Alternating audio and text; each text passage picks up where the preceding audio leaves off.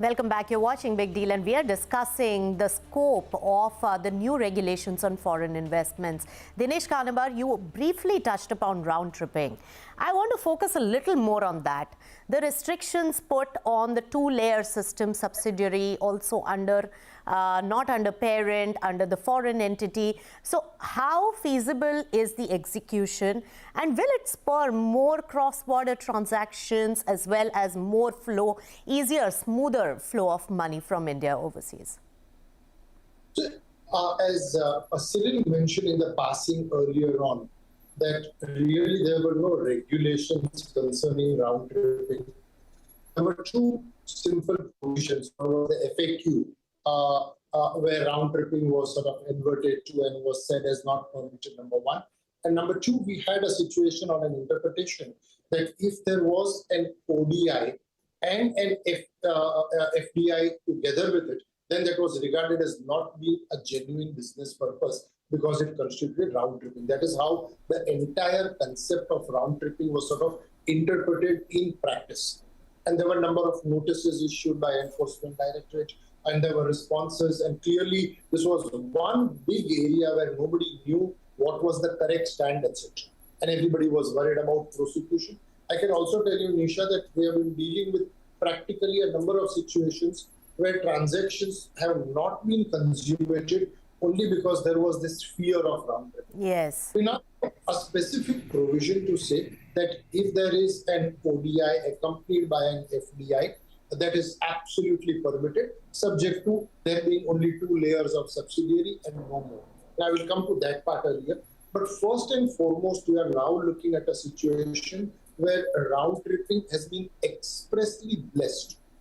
There's a question, of course, which somebody posed to us the other day to say that could you actually set up a company overseas and that company has no activity but to make an investment in India? I would doubt whether that is practicable, because whether that's such an investment by India into an overseas ODI could be regarded as a genuine business investment would be very much in doubt. But clearly the overhang that we had, that if you made an investment overseas and that entity had, say, 10%, 20%, something in India, something was flowing at a later point of time, etc., you never really had to worry. I mean, the number of things lawyers and accountants have put creatively to sidestep round tripping is not even funny, and those things now maybe will be a thing of the past.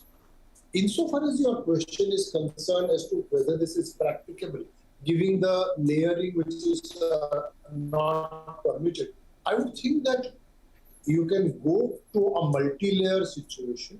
All that is required is that you now need to go to Reserve Bank of India if you had, for example, 7 layers of subsidiary.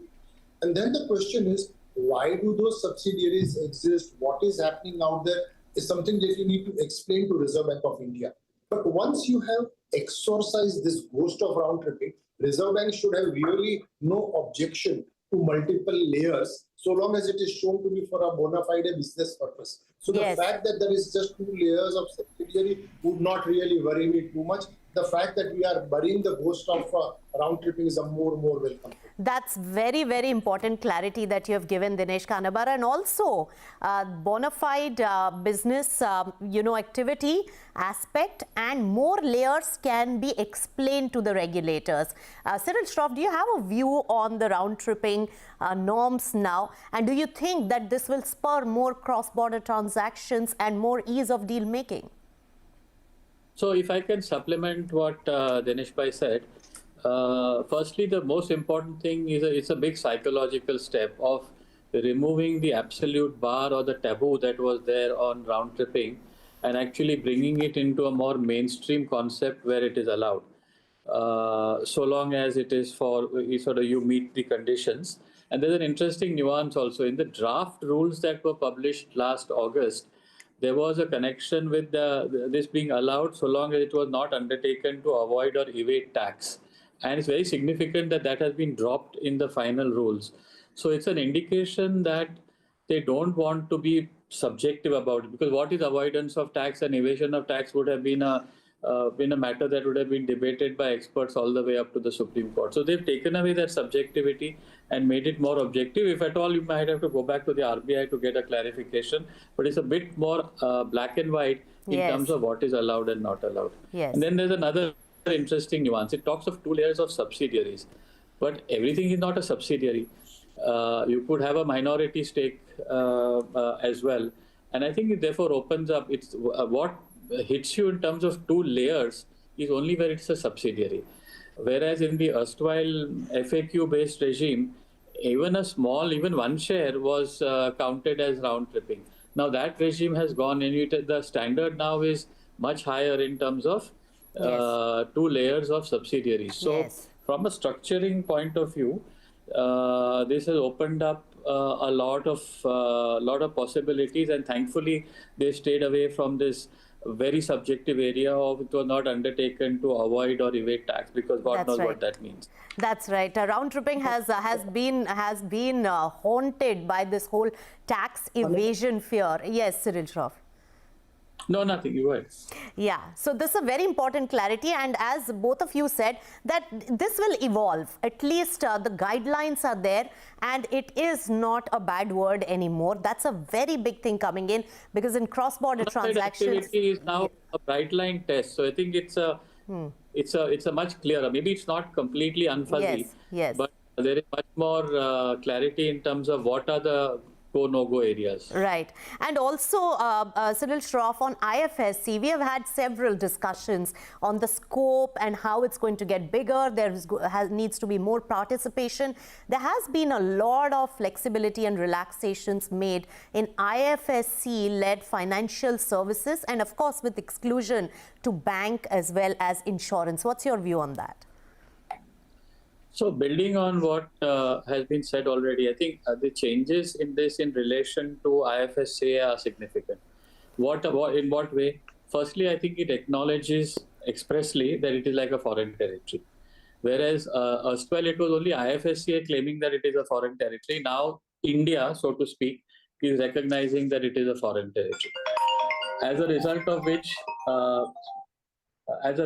which it is possible to now think about it as if it's a separate kind of system, and mirror changes have been made both on the IFSCA side as well as on the India side, so to speak, creating a much more liberal framework. And because it is kind of an India thing, given it much more, for example, the 50% limit that applies for outbound investment, 50% of net worth, doesn't apply if it is in IFSC. Even the round tripping framework, so to speak, doesn't apply. The two-layer thing doesn't apply if it's an investment in IFSC as well. So I think it's a big boost, generally speaking, for IFSC.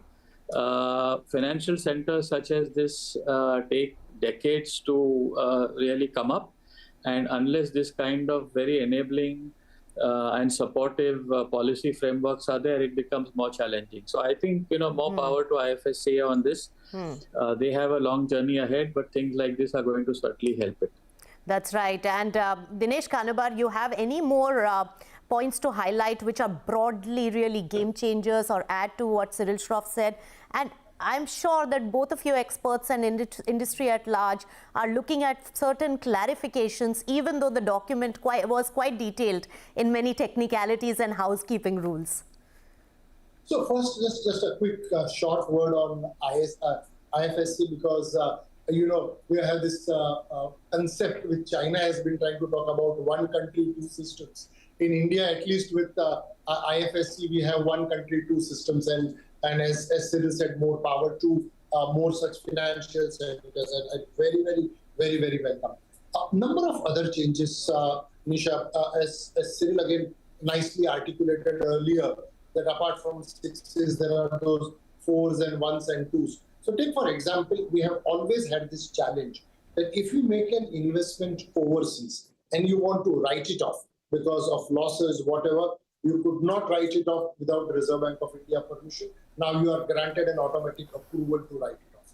If you have to restructure a company, there are permissions which is granted automatically, that if there are 2 years of losses continuously, then you can write down the value of your investment in the overseas company.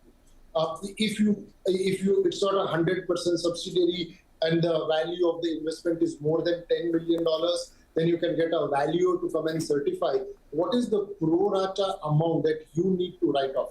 Again, all of those very liberal sort of going back to say that yes, you can do things on your own. We trust you. You don't need to come to Reserve Bank for every single thing. So very, very, very welcome things. Your question as to what are the clarifications which one will need, and I think those will emerge.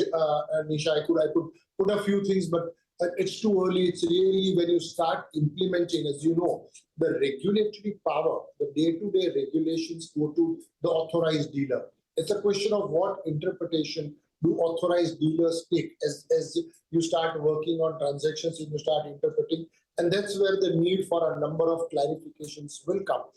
As for example, the point which you are making, whether the overseas investing company would be regarded as financial services, not regarded. So some of those things will emerge over a period. Yes, so some of them we live and learn. Cyril Shroff, very quickly, I have 10 seconds. Top 3 clarifications required. I know legal heads have many aspects to really delve into in this.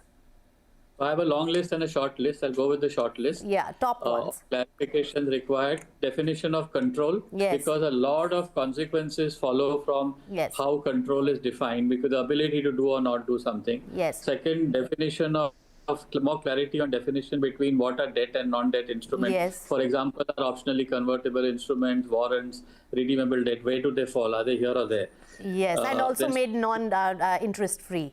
So that's a big one. Yes, and then net worth, whether it's a group concept or an entity concept. Yes. And one could take narrow view that it's an entity concept, but that would defeat the purpose. I think the idea was that there will obviously have to be some rules as to aggregation or in certain circumstances. But again, this is going to be a big one. These 3 definitions, I totally agree. They have been on top of and my one more, I think, what is prohibited sector. They've added a new one on where linked to Indian currency. Were they trying to catch crypto? I don't know. All right. Otherwise, it goes too broad. Right. And I would add to that the concept of strategic sector, probably how the industry really capitalizes on this, flexibility on the overall limit of, foreign investments that has been given to energy, renewable energy. That will be one thing that I will watch very carefully. But thanks so much, Cyril Shroff, as well as Dinesh Kanabar, for joining in with all your insights in this very, very game-changing new regulations on foreign investments. But we live and learn. It will evolve, and we learn as it is getting implemented and executed. With that, it's a wrap on Big Deal. Thanks so much for tuning in.